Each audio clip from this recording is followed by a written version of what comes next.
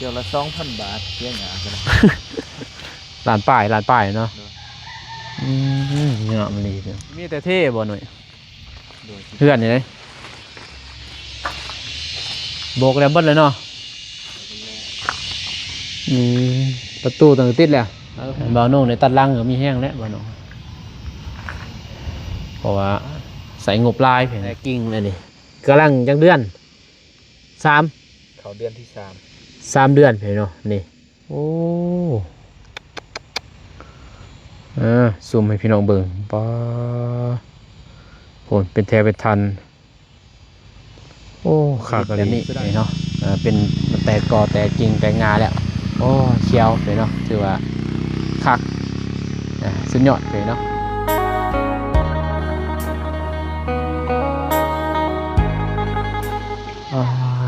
เถอะเป็นยังไงเนาะเอาเปิดภาพมาบัดนี้วิดีโอเพียงเด้อเข้ามาบ้านน้องเมฆเพียงเนาะต้องฝนสิตกเลยพ่อ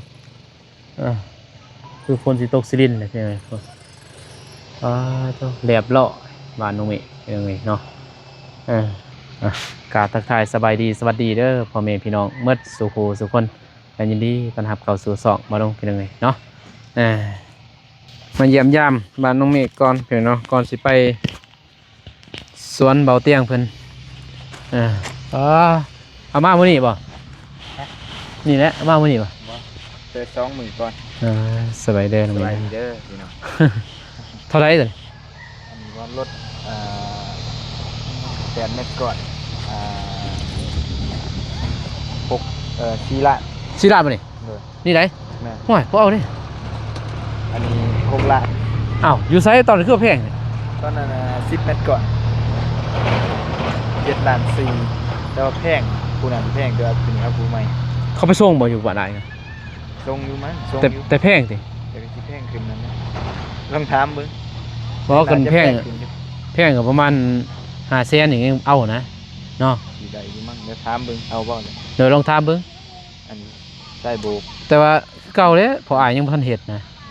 ซื้อไว้เนาะซื้อไว้ดีเด้ปีหน้าแพงเลยแพงกว่านี้นะ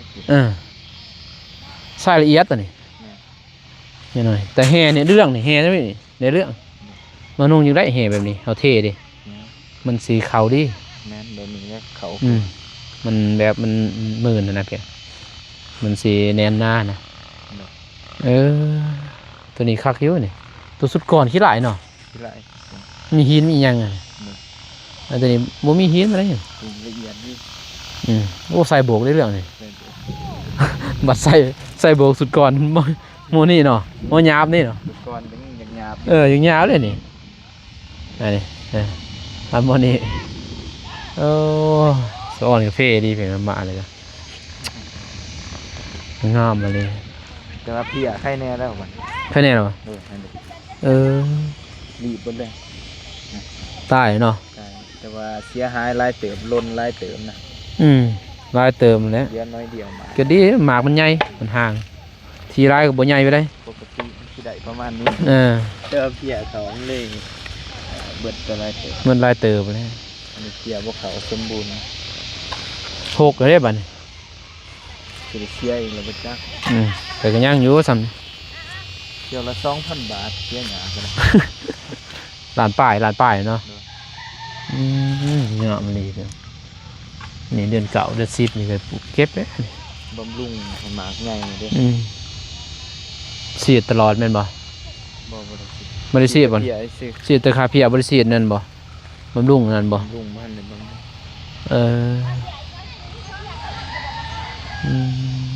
งามมาดิแต่พันธุ์นี่บ่อยากโอเคปานใดพันธุ์เนี้ยบ่จักคือบ่มีหมากบ่มีหมากย่อมเลยนะหมากน้อยเดียวนะบ่ควรเอาพันธุ์แต่ว่าเพื่อนน้องนูก็มันเป็นเดี๋ยวนี้เนาะใบเนาะแต่บ่แม่น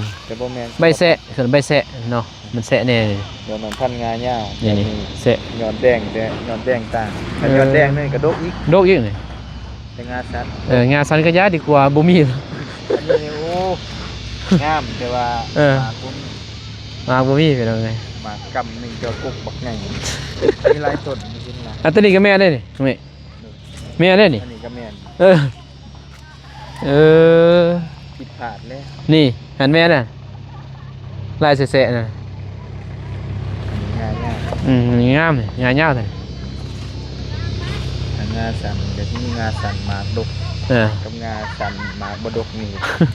เห็นว่า ตัวนี้ป่ะนี่บ่มีนี่เรือปีนาป่ะ ปกติกกอื่นมันอันนี้ น่ะก็โพดได้ดิเนาะ กกนี่งามแต่ว่าหมากมันบ่ได้ เออ เสียหายหลายอยู่ นี่มันเป็นเดี๋ยวนี้พี่น้องเอ้ยเนาะถ้าโกกแบบนี้บ่ต้องเอาเรือนี่แบบนี้นี่ หมากบ่หลาย โกกแบบนี้เนาะ เด้อ อันนี้พี่ได้นี่ลงนี่น้องเมย์แม่นบ่จักฮะ บ่นะ โกกมันเนาะ กกนี่สิ แบบนี้บ่เอาพี่น้องเนาะถ้าหา บ่มีหมากเบิด ก็โกกแบบนั้นน่ะได้ลายแบบบ่มีหรอกมาได้ลายละโอเคได้เฮาก็บ่ฮู้ติแม่นบ่น้องเมย์แล้วสายพันธุ์แบบใดบ่มีนี่บ่มี หลาย มี แต่ง่า บ่มีหมาก มันเบิด ตัวนี้นี่ ตัวนี้นี่ เนาะ งานแดง นี่ งาสันแต่ว่าง านแดงงาสันตัวนี้ก็มี เงา งานยาวตัวนี้มี เทียอยู่ แต่ว่าโกกกระซังก็คือกันนะเนาะแบบเดียวเลย เนี่ยบ่ค่อยออก บ่ออกเนาะ นี่ดิ แแม่นเพิ่นแล้ว ม่นเลยอันนี้ หมากใหญ่อยู่แต่บ่หลายหมากบ่หลาย หมากใหญ่เป็นหมากใหญ่เนียนหมดเลย หลายอยู่หลายกบปุ๊บ หลายเลยแต่เขตนั้นใบยาวเนาะ งานยาวเบิด งายาวหมดบ่นั้นงามเบิ่งนี่งามเขตนี้สิแม่นแต่งายาวหมดเลยมันสิมีหมากหมดตอนนี้เดี๋ยวเนาะนี่งามหมดตัวนี้บ่คักเลย งานยาว หมากไงดีหมากตึงดี แต่ว่างาสันนี่หมากมันสิขอทีนะ เหนียวแดงเนาะ เดินเดี๋ยวเขาเบิ่งดูว่าหลาย แต่มันกระดกเลย มันดก เออ แต่ว่างายาวมีกบน้อยกบหลายต่างกันไป มันตัวนี้นี่มีมดนี่เนาะแบบหมากนี่อดสอนเลยเพื่อนก็เรียบร้อยโอ้ซื้อเย็ดเลยเนาะคนโบกคักกะดีป้าเสืออยู่ ก็ประมาณ95 95ได้อยู่นี่มันยังเงียงในนึงเนาะมันไปน้ำเซาดิ เซาเงียงน้ำเขาสิปรับร้ายแม่นบ่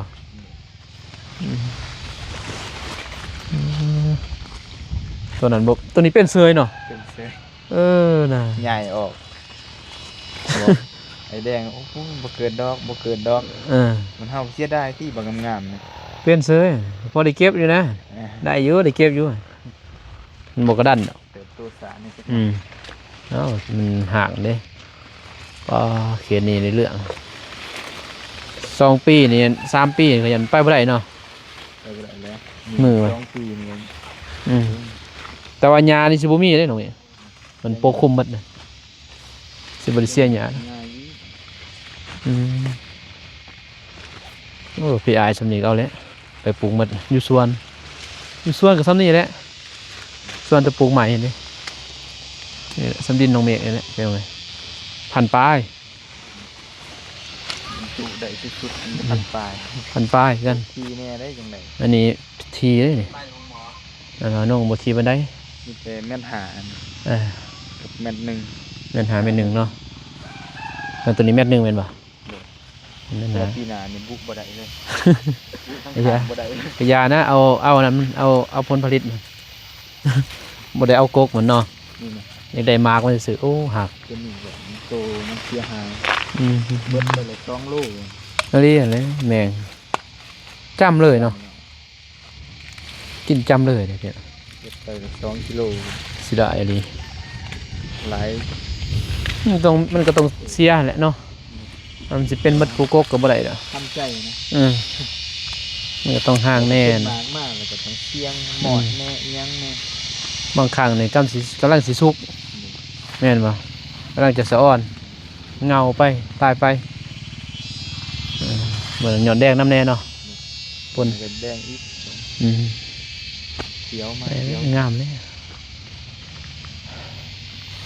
อันนี้มีแต่เท่บ่หน่อย โดย เพื่อนนี่เลยโบกแล้วเบิดเลยเนาะประตูต่างติดแล้วห้องน้ำตัวนี้เนี่ย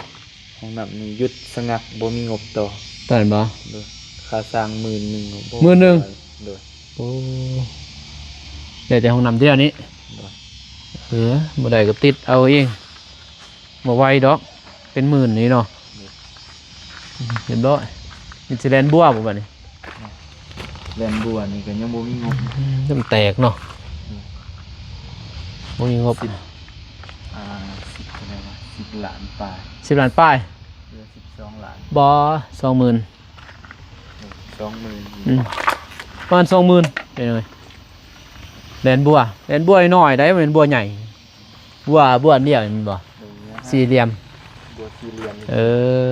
แพงเลยเนาะบัวสี่เหลี่ยมไปซื้อกันเลยแต่บัวนั่นก็ยังคะแนนนี่เนาะตัวนี้เสียจังแต่ใส่เล็กเอาบ่เล็กนั่นบ่ปองเอา เล็กปอง แต่งนี่เนาะอีสักคือได้หลาย เม็ดฝนเม็ดขี้ปูนเนาะมันฝงเพิ่นอาบเพิ่นเฮ็ดหยังแต่ก็ใครอยู่มันเหลี่ยมอยู่ เรียบอยู่บ่ติดดอก เวลาทาสี เทพื้นใหม่เนาะได้อยู่พี่น้องเอ้ยได้แล้วสำนี่โอ้ยนี่แค่นี้อยู่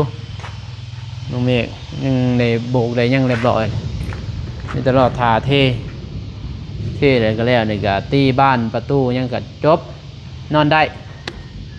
มีงบมีเงินจังเฮ็ดไม่ต่อบ่าวนุ่งในตัดลังก็มีแห้งแล้วบ่าวนุ่งเพราะว่าใส่งบลายเพียงเฮ็ดเฮือนนี่บ่แม่นน้อย จนพ่อจน ท่อเนี่ยกันบ่า รู้สึกแบบมันแบบว่าโอ้มันท้อแห้งนะแบบว่าโอ้มันหลายอย่างแห้ง เขาบ่มีผู้ซอยนี่แฮงจะท่อเด้ แม่นแห้งท้อแห้งบ่รู้จักสิไป จะสิไปทางใดนั่นคืออ้ายนี่แม่นบ่ โดย คืออ้ายนี่คันว่าขึ้นนิดนึงก็ท่อได้เพียงแต่ว่าบ่นุ่งก็บ่ท่อผมมีเฮือนอยู่นะนอนนั่นแหละเฮือนห่านนั่นแหละ นอนอยู่ แม่นถ้ามีงบแล้วอิหยังแล้วบ่แล้วมัน ต้องเจอกับปัญหาอยู่ หลายมันหลายอย่างอยู่เรื่องสร้างเรื่องหยังอีกค่าสอค่าสร้างเฮ็ดมันบ่ดีมันเสียหันเสียนี่โอ้ยยากหลายแนวเฮาเฮ็ดงามเด้รับประทานเครื่องครับมาตรฐานเลยนะ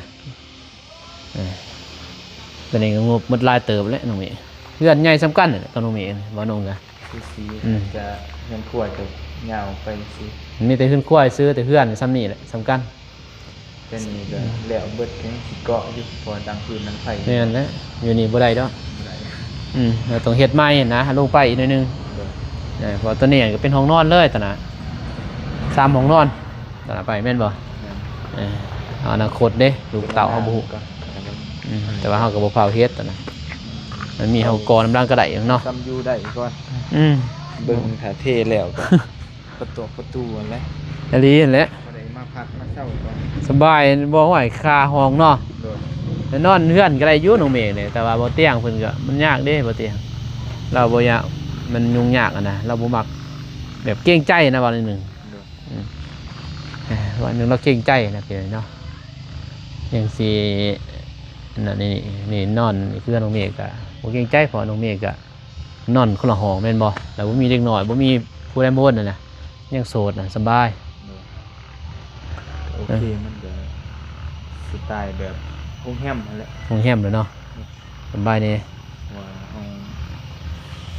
เก็บพี่ด่านก็พี่ด่านก็หอบนอกซื้อ 50 ล้านเนาะ แต่นอกซื้อนะ50 ล้าน 50 ล้าน โหดโผดิเนาะ 50 ล้านมันก็ตกอยู่เ80,000ลยแต่ตก48 โอ้848 80,000ป้าย บ่ฮะ78,000 78,000 เลย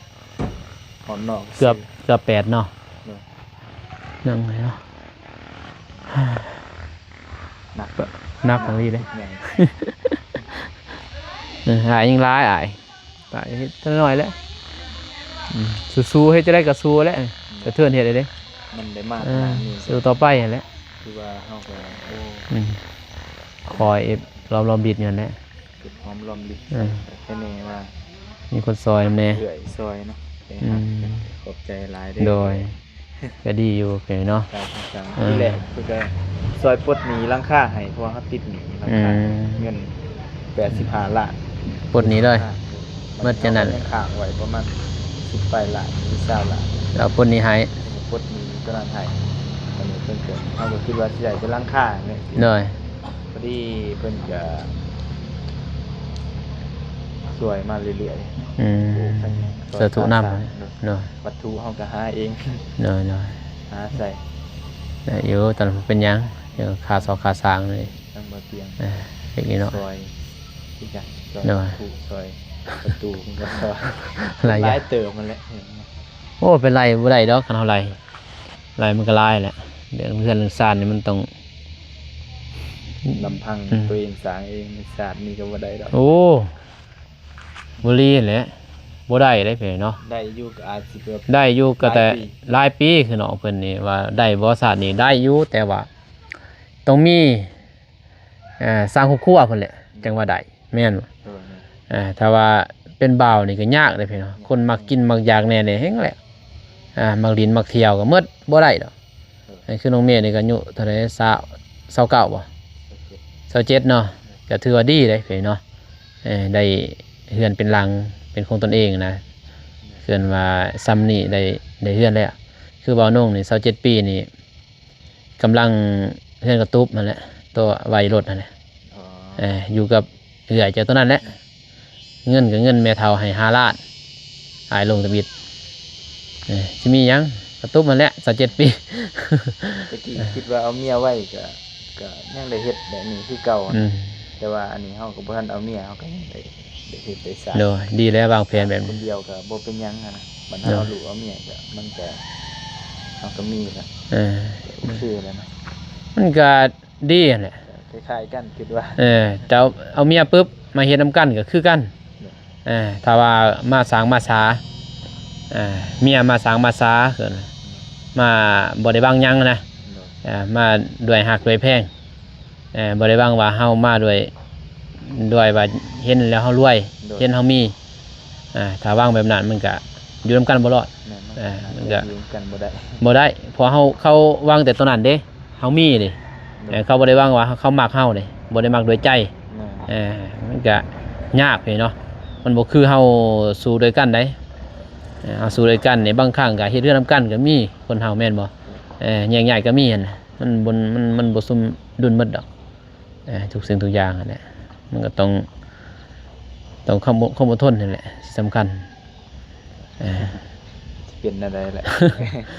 อนาคตยังว่ากันไหมตอนนั้นถือว่านี่ก็ได้แล้วไปเดี๋ยวเขาไปเบิ่งสวนก่อนไปเนาะอัปเดตเล็กน้อยอะไรให้เนาะเพิ่นพอสร้างเพิ่นก็หยุดประมาณจักมื้อใช่มั้ย อีก 3-4 มื้อเพราะว่าตอนนั้นเฮาเบิดงบแล้วนะคิดว่าสิยุติเพียงส่ำนี้ นี่เอื้อยไปซอยใหม่ๆบ่ เอื้อยเพิ่นก็กระเทือนแหละค่าอันเบิ่งคือ6เครือแท้ โดยดีใจนำนั่นแหละมันจะสู้นั่นแหละ สวยมาอีกประเทศอื่นนะ เนาะอันนี้น้องเพิ่นซื้อเองแต่อุปกรณ์ก็ค่าสร้างซื้อเนาะ สร้างให้ นั่นแหละไปเนาะ คือคันมีสวน ไปเลยหอนนะปลาโตมางามเตะโอ้สูงจนเดียดงามเกินมาเลยมางามแท้งามว่าพี่น้องเอ้ยซื้อปลาทู2 โลเพิ่นผู้เดียว2 คนมากินสบายดีบ่เห็นหน้าเห็นตาด้นน่ะบัดนี้ โอ้แป้เติดเนาะคากลีนี่ คู่มือได้บ่ได้เฮ็ดอี เนาะเอา ขอบใจ อยู่กับไผอยู่ อยู่คนเดียว อยู่คนเดียวอีก อยู่นอนหันกับเอื้อยไผ ก็อยู่คนเดียวอีกบ่ได้ เออนอนเอื้อยไผไปนอนนำ แต่ว่าเฮ็ดเวียกคนเดียวบ่ว่ายอกตอนนั้น คืนว่าอยู่คนเดียว บ่แล้ว บ่ได้เด้อ คนเดียวบ่กล้าแล้วกลางคืนกลาง ว้าวงามแท้เนาะมันตื่นตาได้บัดเฮามาพี่น้องเอ้ย ดนเท่าหนึ่งมาเนี่ยโอ้หมักแตงเป็นหรือเปล่ายังวะหมักแตงมันเป็นครับนี่กินหมักแตงเนี่ยโอ้งามมาเลยนี่เป็นยังไงเด้อสิซูมให้เบิ่งพวกนี่บ่เตียงเอ้ยเบิ่งเด้อกาแฟเจ้าเด้อ โอ้งามมาเลยนี่ตัวนี้ก็ซองบ่น้องเมฆซองนี่จะเบิ่งนี่ 3เด้ ตัวสาม ขี้ร้าย โมนี่ขี้ไล่นี่บอลนี่ใส่พูจน จน4 โมงเหมือนจักเทื่อ2 เทื่อป่ะ2หรอป่ะ4หรอ 4ล่ะ 4 เทื่ออะไรเป็นเอาเลย 4ไป3นี่แหละ3 3 4 เทื่อนี่ได้สิบ่งาม บ่าวนุ่งกำลังใส่ตัวเดียว ได้สิทันโมเลยเรื่องไงเนาะนี่จะเบิ่งฟิล์มป๊อกสะอ่อนอะลิ กิโลน วิดแล้วนี่พูดโกกะโอ้สมบูรณ์เลยแตกเลยเด้พี่น้องนี่ว้า บ่งแก้มบ่ นี่หมูแก้วก็กินนี่บ่ 3เลยไอ้ตัวนั้น 3มันเลยแล้วป้ามันงามก้อนน่ะนะโอ้ตัวนี้สิตายบ่ตาย มา3นี่แล้วมา3นี่เนาะแต่มันยืนเติบนี่โอ้ตัวนี้หาก ขี้ร้ายแล้วก็เอามา หาก บักงามเบิด งามหมดน่ะนะหากผู้เลยโอ้พวกตัวนี้รอกคักนี่ตรงนี้นี่ บักสนิทเลย จะเบิ่งตะโกกมันลำนี่คักอลีอันนี้ตอนนั้นนะคือสิตายนี่ตอนปลูกแรกๆเพียงนี่คือสิบ่รอดปลากับน้องเมฆนี่ก็บ่รอดนี่โอ้บ่รอดได้เบิ่งพี่แต่กิ่งเลยนี่กำลังจังเดือน3 เขาเดือนที่3 3 เดือนพี่เนาะนี่ เขาเดือนที่ เอาโลดนี่3 เดือนแต่นี่ ประมาณ พี่ ที่สปายก็3 เดือน สปายเนาะพี่3-4 เดือน 6 เดือนพี่แล้ว คุมเบิดแล้ว จากต้นน้อยๆนี่เกินว่าต้นน้อยๆนี่พี่3-6 เดือน โอ้เราเสียหมดเนาะเนี่ยเนาะคักอะลิเมียแดงพวก อย่างเสียผ่านไปเขาเดียว ตัวนั้นมันเสียวางนี่ยังบ่โทรเรานี่เนาะนี่เราเสียเปรียบแม่นบ่โอ้ เสียแล้วฮุบออกเด้เดี๋ยว อืม บ่ได้ฮุบ โอ้เสือเราอยู่เพียงหน่อยฮะเราเฮ็ดดีๆเลยอันนี้แหละอยากให้เราอยู่แต่ว่าคันเราบ่มีคนอยู่เนาะอีต้นเหล้าหั่นแหละแต่ว่าเราเฮ็ดดีเลยคู่มือเราเฮ็ดป้านี่น้องเมย์สะอ่อนอะลีเนาะโพด มันจะมีแร่กาแฟ แต่ตัวนี้ล่มเห็ดแม่นบ่แป๊ดนี่เนาะเมื่อตัวนี้เลยอันนี้ใบใหญ่อะลีเนาะใบมันเลยโอ้โหครับในเรื่องนี่ก็โพดนี่ก็สิได้กินเลยนี่แม่นบ่หมากถั่วดินก็ได้สิได้กินนี่แหละนี่พี่น้องหมากถั่วดินเรานี่มาย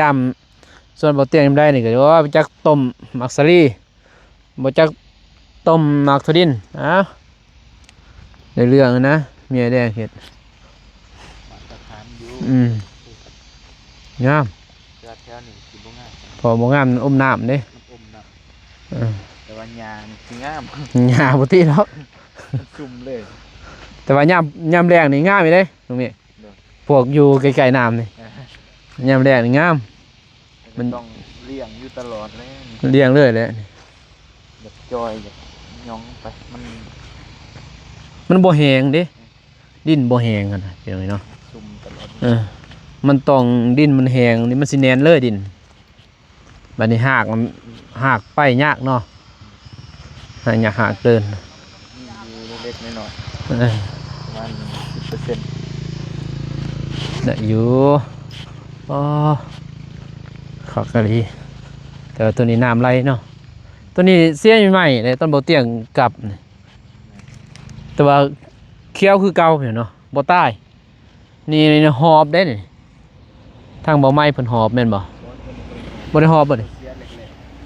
โอ้คักเว้ย ๆเป็นดอกแล้ว สิเป็นดอกเลยเด้นี่ดอกเลยเด้อนี่ บ่เตียงดอกแล้วโอ้คักกันเลยงามเป็นงามเบิ่งกอไผ่กับใต้ครับ บ่ตัวนี้ยังคักน้องเมฆเบิ่งตัวนี้นี่เป็นแถวเลยพูดโอ้ซูมให้พี่น้องเบิ่งบ่พูดเป็นแถวเป็นทันโอ้คักกันเลยเสียดายแต่มีกระทงเนี่ยธงดำเนี่ย เขาออกธงดำนี่ไม่คักเนาะ มันป้าไว้อีกจักเดือนหนึงซะเอา มาหนึ่งเนาะ โดยเพราะว่ามันมีกกหน่อยอยู่แต่ถ้ากกได้ใหญ่ก็เอา ออกได้เด้นี่ จะมี แบบมันบ่อยากคักบ่ได้มันควัดน่ะนะ ตัวนี้ก็ยังเอาออกบ่ได้ ล่ำสังเกินว่าล่ำมันตกถึกแดดเนาะแม่นบ่มันจะแข็งเนาะโอ้เห็นนี่ก็งามหมดน่ะ หมดแล้ว ปลาใส่ เลี้ยงน้อง บนน้องนี่ยังงามอยู่ มองนี้มันสูงกว่ามองนั้น ดีแท้ทมอย่างนี้เนาะบ่มันน้ำมันเข้าตันเด้กันน้ำบ่อ่างบ่เป็นหยังนี่มันอ่างบนน้ำมันเด้เขาตันปากมันก็ขึ้น นี่สิงามแล้ว งามเลย ฝุ่นร้ายเลยปุ๋ยมันเบิด หมดที่แล้วทมใส่ แต่บนนี้บ่ยังงามปานใดเนาะมันอยู่ไกลตรงนี้เนาะอย่างงามอย่างงามแต่ว่านี่ก็ยังงามเด้เบิ่งพี่เป็นไงอันนี้ให้คักกว่าใหญ่เลยเบิ่ง2-3 เดือนได้มากก็ตื่นนี่แหละนี่บ่เตียงมาเบิ่ง2 เดือนเด้นี่เดี๋ยวจะไปเที่ยวลองแจ้งก่อนจาก2 เดือนเนาะ มาตอนนั้นตื่นรถ ประมาณต้นเดือนพุ่นสิมา ต้นเดือนพุ่นบ่ ต้นเดือนนะ โอ้ยังดนอยู่ โอ้โห ยังดนอยู่เดือนหน้านี่พอดีแล้วถ้าต้นเดือนหน้านี่กกตัวนี้เนาะสิประมาณนี้แม่นบ่ได้เด้อนี่ ได้เห็นไหม ถ้าต้นเดือนหน้านี่ น้ำสัตว์ บ่ได้ยากได้กาแฟเพียงบ่เจ้าของพุ่นเนี่ยบ่อื้อ บ่อึดแนวกิน ตัวนี้ตายบ่ได้ห้อยหรือบ่ โอ้ยที่โอ้ย ตายบ่ ไม่ตายที่เราทางเหรอ ฮะ ทาง บ่ตายบ่ใส่บ่ของแท้ บ่เห็นเน่า สิบ่ตายมั้งโป่งออกมาเลย ห้อยหมดติตัวนี้ น่าจะโอ้ยเบิด นี่เล่มถือนอนนี่เนาะเห็นบ่นี่เนาะจนใหม่เนาะ ทาง โอ้ยเนี่ยนี่ทางเอาดีกว่าปีน้ำก็เน่านี่นี่หาซับนี่นี่เห็นโทรศัพท์โทรศัพท์มันตาย บ่คือปานใด โอ้ นะ ยเศร้ายาจัง อันนี้มันเห็นบ่นี่มอดกินนี่เห็นบ่มอดกินอันนี้มันสิตายนี่ พี่นานี่มันสิคุยเอง เป็นปุ่นเลยนี่มอดกินนี่พวกนี้กำจัดทึกตัวมอดนี่ในเรื่อง มันจะมันทางเอานะ โดยมันทางเอา หมอยมันแข็งแห้งนะ อืม มันอ่อนแอนะหมอยสิเจาะ หมอดสิเจาะเองแต่มันตายมันเจาะอยู่นะหมอดเห็ดตัวยาอันเศร้าสิตัว อย่าคิดว่า โอ้ตัวนี้พอให้เขามาเก็บได้นี่มันสิเท้ามานี่ได้นี่ ก็เราก็ตัก แล้วตัดบ่นี่นี่ กินแล้ว โอ้ซับสิกินไอ้แดงนี่หมอนี่จองเลย จองยอดเลยนี่ จำพ่อเลย โอ้โหดได้เจ้า กลับไปพุ่นซะกลับไปหาเที่ยวหวยพุ่นเอาไปหวยซะซ้ำสิกินอยู่ไอแดงเนาะโอ้ยเฮานี่อยากกินมักแตงนี่นะมันมีบ่มักแตงเห็นแต่เครือนี่บ่มักแตงอะไร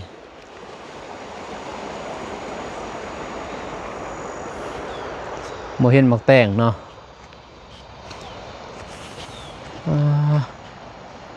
งามมางอนนี่บุกลุ่มคาที่ลงทุนมาเยอะนะกลุ่มคาเนาะกลุ่มคาที่ลงทุนมาเยอะเอ้าตอนนั้นตายเลย แม่นบ่กาแฟบ่ท่าน คงเกียบมุกกินผ่าน โอ้มันหลากกันแล้วนี่เนาะแม่นบ่ นี่ว่าบ่ได้ใส่พุ่นขอบเลยใส่พุ่นขอบให้กระเต็กร้อนเบิด โอ้ใส่พุ่นทุกคอกนี่บ่ใส่เบ้าหั่น แม่น ใส่เบ้า บ่ถ้าว่าเอาขี้งัวห้องผืน โอ้ แม่งสิร้ายกว่านี้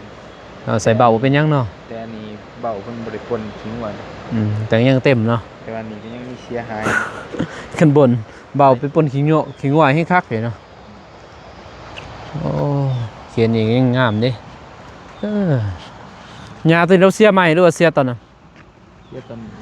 เสียตอนนั้นเลยบ่ จางนั่นแหละแต่ว่าเพิ่นหอมเด้อ โอ้ตัวหอมเลยสุดยอดเนาะ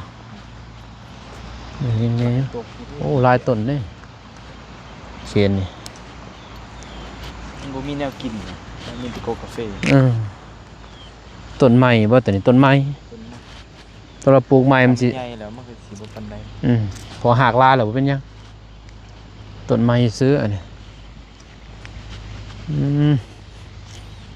FC ก็ยังให้เห็นยังมาถ่าย ขนาดต้นใหญ่กิโลมันยังขึ้นมากิน จะเบิ่งนี่ได้บ่อยากใส่ธงขึ้นหน่อยจะบ่ใส่ก็บ่เหลือนี่เห็นบ่ในนี่นี่อยู่ แตกงาแล้ว จนแตกงาเนาะนี่ได้มันประกาศได้เซย มียากินนะเหลือโกกาแฟอีก เสียร้ายก็บ่ได้อีกแม่นบ่โอ้ก็เสียเลยดิจะกินก็กินซะตัวใดตัวใดรอดก็เอาบ่รอดก็จะเป็นนะตัวนั้นนี่แหละบ่ได้ดอกสัตว์เพิ่นเนาะนี่ เลี้ยงบ่ได้ทำใจให้แม่และจัก10% ต้น 3,000อย่ามันบ่ถูกก็รวยบ่รวยก็ถูกอยู่นี่แหละกัดคิดกัดบ่หมดก็รวยแม่นบ่อันกัดหมดก็ถูกต้น 3,000โอ้งามเลยนี่แต่ว่าอยู่บนหินอันนี้นี่ยามแรกนี่สิบ่คักแม่นเฉพาะบนหินเนาะอากาศมันร้อนมันสิลวกหั่นน่ะเอาจังได้ฮดได้ใจยามแรกแต่เขตนี่นี่สิซ้ำลายแท้ตามเบิ่งไอ้แดงซ้ำเนาะเขตนี่เอ้าบ่มีทางบ่ ปลูกฮอดพุด โอ้ ทางฮอดจ้ะ ปลูกหมดบ่ ปลูกเบิด บนทางนี่ ทางฮอดแต่หั่น โอ้ ฮอดครึ่ง ตะกี้ซ้ำนี่เลย แม่นตะกี้ฮอดนี้ นี่ฮอดพี่เลย ฮอดพุด เขาก็ว่าอยู่คือว่าเฮ็ดปลูกใหม่อยู่นี่ ได้อยู่เกือบ6,000 เกือบเลย น่าจะฮอดมา6,000 ได้ขนาดนั้นน่ะ ตอนนั้น5,500 อืม 5,500มันนี่อ้อมหอบไปจักเท่าร้อย เลย ตอนนี้หนทางอีกก็ประมาณ200 อืม น่าจะมัน6,000 เสียรายเติบกันบ่เนาะ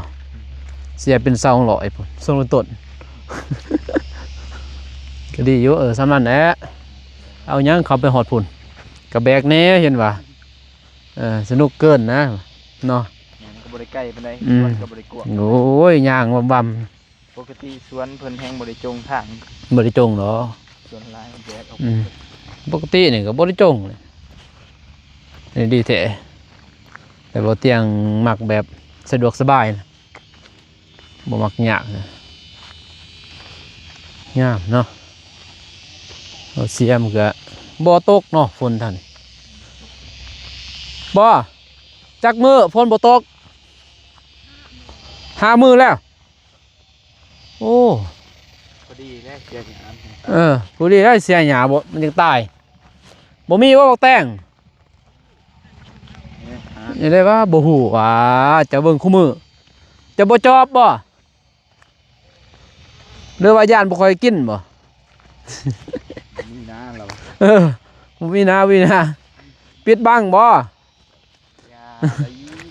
อย่าปิดบังค่อยได้ บ่ว่าติบ่เป็นแต่ดนน่ะเนาะเป็นดอกนี่จนใบยาวขลาด อารับเต็มเรา เออ โอ้เป็นบาท นี่เด้เรามาทมนี่โอ้นี่เป็นมาทมอย่างนี่แม่นแล้วนี่บ่เห็นบ่มี มันเป็นบาท เออ เดี๋ยวคนปลูกบ่เป็นบ่ แม่นเอ้ยอันปกติสำนี่กินจักใส่หนวดเลยแม่นบ่ เรื่องแต่งข้างบ่แต่งยาวนะนี่มะเขือใส่โบ่ทันไปปลูกจักเทื่อบ่ตัวเก่าตัวใหม่จนสิเป็นนี่เนาะตัวละปลูกสุดก่อนจนสิเป็นหมากโมนี่ยังบ่ทันปลูกเอาไปให้น้องพินบ่ไปปลูกฮะ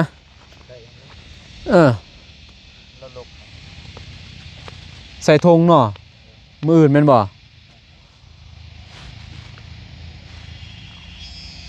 ใส่เมียแดงเอาโลกใส่ธงได้บ่ขอสิเอาเมื่อปลูกคันบ่มันก็ลายแท้นี่โอ้ยเต็มนี่เนาะน้องเมฆขอยันเรือเด้นี่โอ้ยทางข่อยตกเลยคู่มือนี่กลเบิ้งใส่ให้ข่อยเบิ้งใส่ธงขอยสิเอาเมื่อปลูกอยู่เฮือนกันนะแบ่งให้น้องพินน้ำแน่แหละ3-4 ต้นนี่ได้มาเนี่ยพ่นได้แง่ๆโอ้ยไผจะปลูกวะโอ้ไอ้แดงนี่บ่ได้แล้วไอ้แดงนี่บ่เป็นหมากแล้วนี่ไผเคยจุดสุดแต่จะเป็นหมากกกใต้จะเป็นหมากพอสิได้กินแล้วสำเนียงแดงเอ้ยบ่เป็นหมากพี่น้องเอ้ยมันคืออาจจะท่วมทีบแต่บ่มีหมาก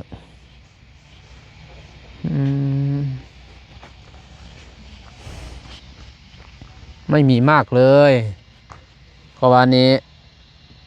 เครือตายก่อนหมากป้ายอายบ่เนาะ หรือว่าหมากแต่งข้างบ่ยาว อุ้ยหมาเลยเนาะ เนอะ งามแต่กก เอาแต่งไห้ได้ยาวๆศอกหนึ่งมันเป็นน้ำข้นบ่ฮะ มันบ่เป็น มันเป็นน้ำข้นปลูกบ่หรือว่าเป็นน้ำหมอกแต่ง เป็นน้ำแกงก็เป็นน้ำคนปลูกนี่แหละมันยังบ่ทันเป็นหมาก มันจะเพิ่นเป็นหมากกกใต้ก่อนบ่ กกใต้ก่อนจังปลูก เป็นน้ำคนปลูกมันยังไง จะเบิ่งนี่คันว่ากินนี่ก็ได้หลายเติบไปได้นี่คันมันยาวพี่มันสิเป็นซำนี้แม่นบ่ซำนี้ก็เป็นแล้วอันนี้มันบ่เป็นซำหล่นหมดพี่น้องเบิ่งครับเน่าเลย บ่ได้หดเกี่ยวหมดเกี่ยวนี่ก็ได้เนาะ เหนื่อยเด้อมันเน่าดอกมัน นี่ไอ้แดงเอ้ยทันเนาะ บ่จักสี ก็เบอร์เขาบ่ฮู้ชื่อเด้เขาเอิ้นเมียแดงอยู่หั่นแหละ แดงก็เอ้ย ซื้อท่านเอ้ยท่านนะเอ้ยท่าน บ่แม่ก็ลืมซื้อทานอยู่มื้อนั้นเดี๋ยวอีหยังมาจับเอ้ยทัด นี่ก็ลืมคือกันนี่ 3-4ก็ถือ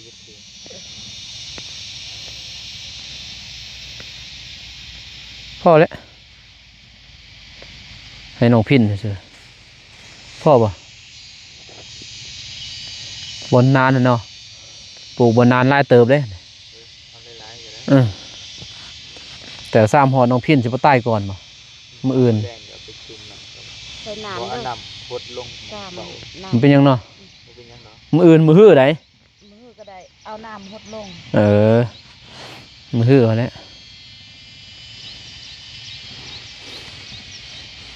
พอแล้วไว้จะปลูกซะเต็มบ่สวนนี่จะมาเก็บเอาสบาย เก็บกินมากสบายนี่เมื่อให้น้องพินว่าสิซื้อในก็แพงนี่ไหนนี่ เอ้านี่500,000เบาเตียง อันแหละอันนี้ ทงทง ในนี่แพงนี่พี่น้อง เรื่องนั้นน้ำซุหอม มะ เทียน เขืออันนี้เด้ อืม แพง แพง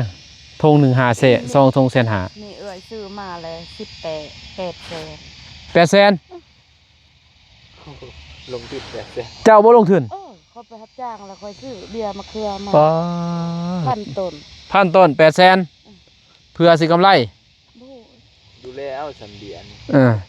เจ้าซีดเด้อซีดแด้บำรุงหั่น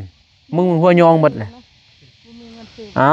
วบัดนี้มีเงินซื้อเบียร์บัดนี้เงินซื้อพุยใส่บ่มีบาทเซ็ตเอาพุยตอนนั้นได้ใส่เนาะน้องเมฆ ก็เอาปุ้ย ถิ่มบ่แม่นสิได้สีดเลย แต่ว่ามันบริสุทธิ์นี่ไม่ เออ ใหม่ แมงไม้ตอมนี่ กินดอกกิ นี่ น แต่เอ้ยใส่ถิ่มพุยซื่อ ซ้ำนี่นี่พ่อนั่นได้นี่ ๆผู้นี้ของแม่เท่าเพชรหันข่อยคอเตะหนึงเพิ่นปั่นข่อย80แต่180ปั้นบ่ตา ปั่น เออคันบ่ปั้นเท่าไหร่ รู้เลย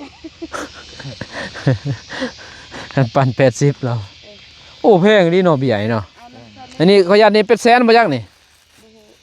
บ่แม่นข้าวกาดนี่นี่ข้าวกาดเป็นเตะมันออกเฮาบ่ อันแล้วในคันซื้อนี่เป็นแสนบ่จักนี่ บ่ฮู้คือกัน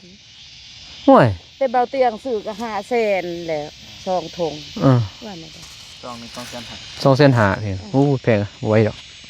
เศรษฐกิจเนาะ บัดเขาเอาน้ำใส่เม็ดอีกเก้าแตะนี่เป็น เอาบำรุงเพื่อสิขึ้นกำไรอยู่ดอกกำไรเจ้าอยู่ดอกพ้นตกพ้นเด้อจังซ้ำเด้อเบียร์มันบ่ใต้เด้ปะพ้นตกก่อนจังมาซ้ หอดกำหนดจะสิใส่ปุ๋ยอีก ำอืม ประมาณ15มื้อ 15มื้อตอนนี้มาอีก เป็น หามือเป็นได้มาบ่ 15มื้อ จังหวัดก่อนมาแล้ว15มื้อ เออนัดก่อนมา เอากินเนาะ เขากินบ่เหรอ เออ ยังน้อยนึงยังอยู่ดอกประมาณ5คืน หาขึ้นเนาะโอเคเดี๋ยวให้เขาซื้อมาให้ก็ได้ เขาบอกว่ามีเงินไปซื้ออันใหญ่เนี่ยส่งให้เรามา เอาเงินมีเรียนก็ได้ เออ เงินขางเดี๋ยวสิซื้อมาให้ซั่น จะน้อย ซื้อมาให้เราอย่างเงี้ยเขามาแล้วก็ไปซื้อเลยเดี๋ยวหน่อยเนาะไปเอาไปซื้อเขาไว้เพิ่นเพื่อนน้องคนเดียวบ่ไหวเด้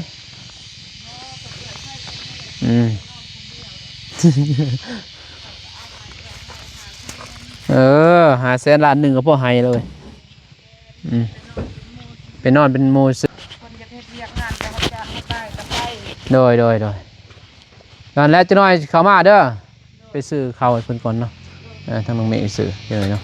เอาคลิปนี้มันต้องการสิจบคลิปเพียงในก่อนเพิ่นนะมีแต่มาเบิ่งเพื่อนน้องเมย์แล้วก็มาเบิ่งส่วนเบาเตียงก็งามเพิ่นเนาะถือว่ามีแห้งเพิ่นเนาะสิได้เห็นผลผลิตแบบนี้เพิ่นเนาะเป็นแตกกอแตกกิ่งแตกงาแล้วโอ้เขียวเพิ่นเนาะถือว่าคักสุดยอดเพิ่นเนาะโอเคคลิปนี้มันต้องการสิจบคลิปเพียงในก่อนเด้อพี่น้องเด้อเนาะพบกันใหม่คลิปหน้าเนาะยินดีมีแห้งเมิดสู่คู่สู่คนเพิ่นเนาะก็ขอบใจขอบคุณในไลน์เนาะที่เบิ่งโฆษณาให้เบานุ่งเป็นกำลังใจให้เบานุ่งตลอดมาเนาะเพื่อในการช่วยเหลือคนทุกคนยากเนาะขอบคุณในไลน์เด้อพี่น้องเด้อพบกันใหม่คลิปหน้าคลิปนี้ขอกล่าวคำว่าสบายดีเห็นไหมไปบ๊ายบาย